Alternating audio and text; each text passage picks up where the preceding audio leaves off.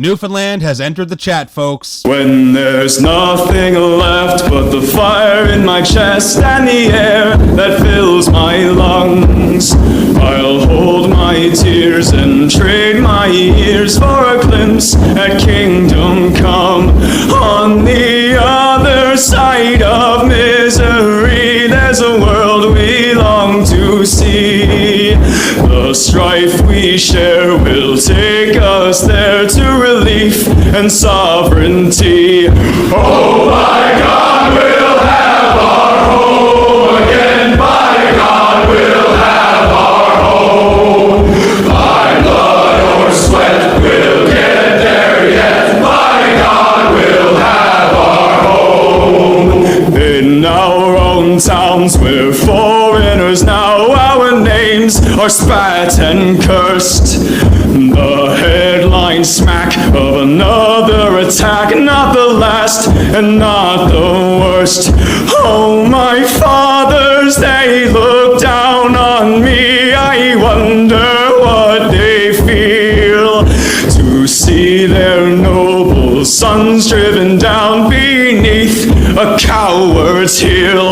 Oh, my God, we'll have our home again. By God, we'll have our home. By blood or sweat, we'll get there yet. By God, we'll have our home. The road is dark, the way is lost. My eyes, they strain to see. I struggle forth to find a friend to light the way for me. Oh, brothers, can you hear my voice, or am I all alone?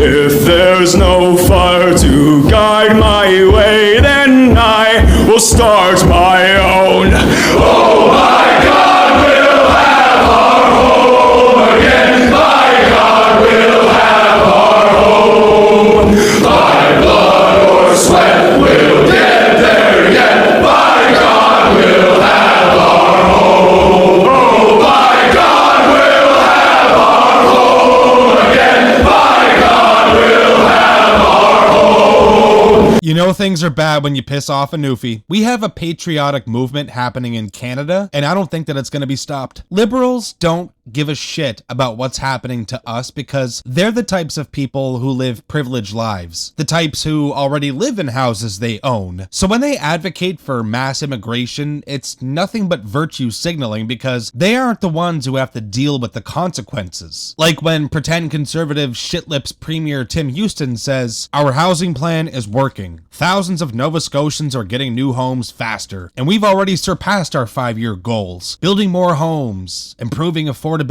and creating opportunities across the province. We're not slowing down. We'll make it happen." You're not even speaking to Nova Scotians, you friggin' meathead. You're speaking to a demographic that hasn't even arrived here yet. So when you say that we're not slowing down, you're not talking about the homes, you're talking about mass immigration. You are planning to increase the number of immigrants in Nova Scotia, right? Well, according to immigration.ca, Nova Scotia is set to see a major boost to its immigration allocation following Ottawa's decision to reverse earlier cuts made under former Immigration Minister Mark Miller. The announcement, made by current federal Immigration Minister Lena Diab in Halifax on October 16, 2025, marks a clear shift in direction as Canada prepares to release its 2026 to 2028 immigration levels plan later this month. So how many is it going to be, Timmy boy? I have a feeling that the same real Nova Scotians who are waiting to get into a home are going to continue waiting. And you know what? They're probably going to keep waiting until they're dead or so depressed that they go for the maid option. People aren't stupid. They're waking up now, especially young people in Canada who get the shaft. If you're not Indian or you don't speak Punjabi, you're not going to get a job, and that's just the way that Canada is being run nowadays.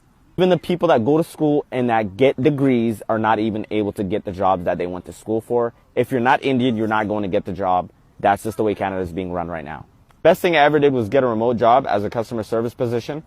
It's not as hard as you think getting these jobs. It's just that you're looking in the wrong places. What you need to do is avoid LinkedIn and Indeed because there's way too many people applying for them and they barely have remote jobs. Instead, try niche job boards.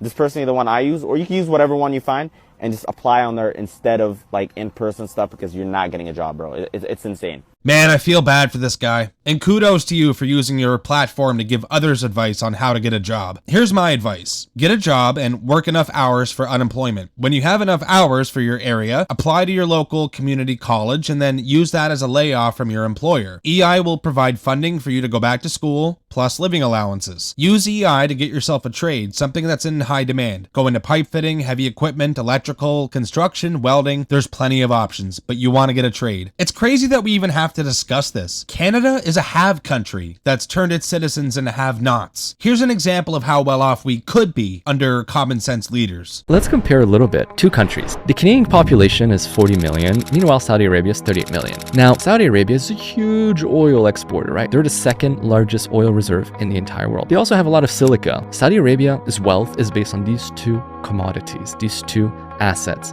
Meanwhile, Canada, we have oil, and we're the third largest proven oil reserve in the world. We have forestry, shit ton of lumber, right? We have coal, we have hydroelectricity, we have natural gas, we have fisheries, we have diamond, we have copper, we have nickel, we have iron ore, we have aluminum, we have silver. We have so many natural resources, way more than Saudi Arabia, right? Well, Saudi Arabia's national debt is $260 billion compared to Canada's national debt of $2.1 trillion.